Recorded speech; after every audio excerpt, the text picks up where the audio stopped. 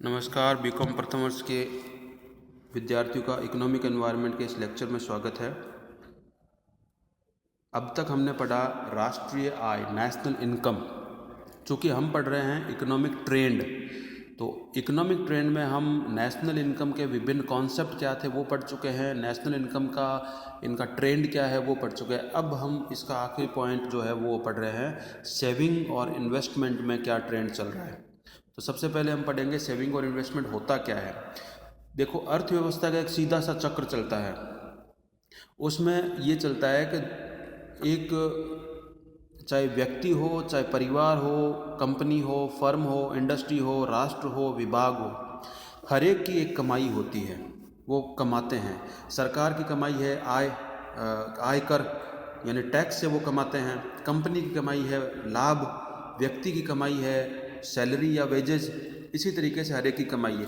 तो वो अपनी कमाई करता है, उस कमाई में से सबसे पहले अपनी ज़रूरतें पूरी करेगा, उस पर खर्च करेगा। फिर जो बचेगा उसमें से वो कुछ पैसा बचत को बचा के निवेश करेगा।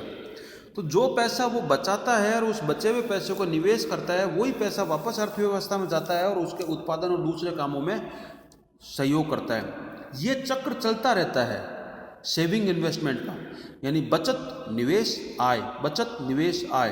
पहले आय होगी, फिर बचत होगी, फिर उसका निवेश करोगे। निवेश करोगे तो फिर आपकी आय होगी, फिर आप बचत करोगे, फिर निवेश करोगे। तो ये चक्र चलता रहता है, इसलिए इसका समझना जरूरी है। तो अब देखो, यहाँ लिखा है भारतीय अर्थव्यवस्था एक विकासशील अर्थव्यवस्था है जिसमें पूंजी निर्माण का विशेष महत्व है। पूंजी निर्माण बचत से ही संभव है। वह बचत आय व उपभोग की प्रवृत्ति पर निर्भर करता है। यानी पूंजी निर्माण कब होगा? जब आपके पास बचत होगी। और बचत कब होगी? जब आपकी आय होगी। तो आपकी आय कितनी है और आपका खर्चा कितना है, इसी पर आपकी बचत निर्भर करती है। अतः बचत की राशि का वह भाग जो और अधिक धन अर्जित करने के लिए लगाया जाता है, वो विनियोग यानी पूंजी निर्माण यानी कैपिटल फॉर्मेशन कहलाता है।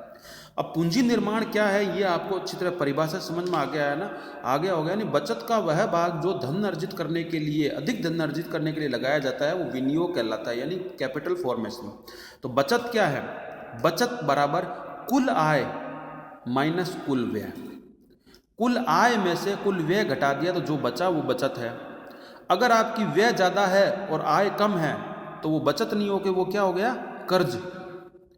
विनियोग क्या होता है? बचत में से आकस्मिक आवश्यकताओं के लिए धनराशि हटा दो तो वो सारा पैसा बचत में जाएगा। ठीक है। अब अगर इसको हम एक उदाहरण से समझें, सपोज एक व्यक्ति की जो आय है वो 100 रुपये है।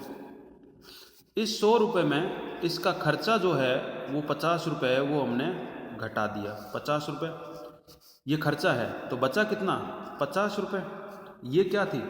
बचत। इस बचत में से इसने 20 रुपये अपने पास रख लिए। किसके लिए? कोई आकस्मिक आवश्यकता पड़ता है, अचानक जरूरत पड़ जाए तो 20 रख लिए। कितने बच गए? ये 30 रुपये। इस 30 रुपये को वो क्या करेगा? वो इनका निवेश करेगा। क्या करेगा? निवेश। ठीक है। यही निवेश क्या कहलाता है? Capital formation. समझ में आया? तो यही सारा चक्र इसमें निरंतर चलता रहता है। अब सेविंग और इन्वेस्टमेंट में आगे है कि बचत व पूंजी निर्माण के अनुमान के लिए अर्थव्यवस्था को 3 भागों में बांटा गया है। क्या भाई, अब ठीक है, अर्थव्यवस्था तो है, तो इसमें सभी की आय बचत कितनी है, इसका जो भारतीय सांख्यिकी विभाग है वो इसका अनुमान लगाता है। तो इसके लिए इसको 3 भागों में बांटा गया है: परिवार क्षेत्र, निगम क्षेत्र और पब्लिक सेक्टर। परिवार क्षेत्र का मतलब है हम जैसे आम व्यक्तिगत जो हम कमाई करते हैं, जो उसको बचाते हैं, वो परिवार क्षेत्र आ गया। निगम क्षेत्र मतलब सारी प्राइवेट कंपनीज, जितनी भी कंपनीज हैं, चाहे कुछ भी बना के बेच रही है कंपनीज। और फिर तीसरा है सरकारी क्षेत्र। सरकारी क्षेत्र का मतलब होता है सरकारी विभाग या सरकार को होने वाली आय या और दूसरे सरकारी डिपार्टमेंट जिनको अलग अलग तरीके से आय होती है, वो उनकी बचत।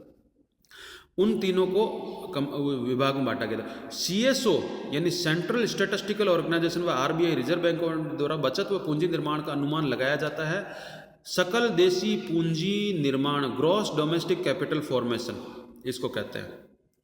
ठीक है। तो इसके आगे है, अब इनको हम ट्रेंड समझेंगे। बचत व पूंजी निर्माण, देखो यहाँ गौर करके देखो कि तालिका में क्या लिखा है, बचत व पूंजी निर्माण यानी चालू मूल्यों पर जीडीपी का प्रतिशत का, यानी ग्रॉस डोमेस्टिक प्रोडक्शन यानी जीडीपी का कितना प्रतिशत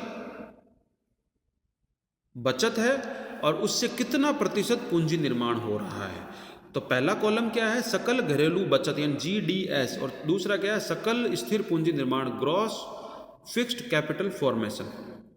क्षेत्रवार दे रखा है। आप 2011 को देखो, परिवार क्षेत्र की बचत कितनी है जीडीपी की, 23.6%, यानी जीडीपी की टोटल की 23.6% जो है वो पारिवारिक बचत है, 9.5% निगम बचत है और सार्वजनिक क्षेत्र की 1.5% है।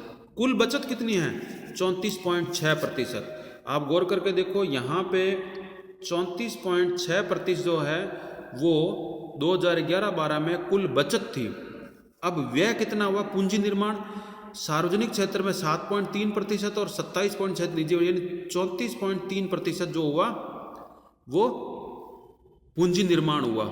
इसका मतलब क्या हुआ, ये लगभग बराबर ही चल रहा है, जितनी बचत हो रही है वो सारी पूंजी निर्माण में जा रही है। 2015-16 का देखो आप, 32.3% जो थी वो बचत थी और 32.5% जो थी वो पूंजी निर्माण था। लेकिन एक चीज़ जो इसमें देखने वाली है, आप ये देखोगे कि परिवार क्षेत्र की जो बचत है वो लगातार कम हो रही है। जो पहले 23.6% थी अब 19.1% है, और निजी क्षेत्र की जो बचत है वो लगातार बढ़ रही है, यानी यानी निजी निगम की जो है 9.5% से बचत बढ़ के 11.9% हो गई। और इसी तरीके से कैपिटल फॉर्मेशन जो है वो लगभग एक ही ट्रेंड से चल रहा है। तो ये है इसका ट्रेंड, किसका, सेविंग और इन्वेस्टमेंट का, बचत और पूंजी निर्माण का। अगला है विनियोग यानी इन्वेस्टमेंट का। तो विनियोग में स्थिर पूंजी निर्माण, मूल्यवान वस्तुओं के अधिग्रहण, स्टॉक व स्कंद में परिवर्तन शामिल होता है। पूंजी निर्माण कितना हुआ, मूल्यवान वस्तुओं का अधिग्रहण कितना किया गया, स्टॉक कितना है, इन सब को शामिल किया गया इन्वेस्टमेंट में। तो 2011-12 में जो इन्वेस्टमेंट था वो 39% था, किसका, चालू बाजार की, मतलब जीडीपी के अनुपात में, यानी जीडीपी का 39% जो था वो इन्वेस्टमेंट था, जो 2015-16 में घट के 33.3% हो गया। अच्छा, ये जितने भी आंकड़े हैं वो इकोनॉमिक सर्वे और विभिन्न संस्थाओं की रिपोर्ट, आरबीआई और इनकी एनुअल रिपोर्ट से लिए जाते हैं। तो इस तरीके से हमने आज पढ़ा कि सेविंग और इन्वेस्टमेंट का क्या ट्रेंड है। इसको हम आगे कंटिन्यू करेंगे, तब तक आप पढ़ते रहिए, घर पे रहिए, स्वस्थ रहिए।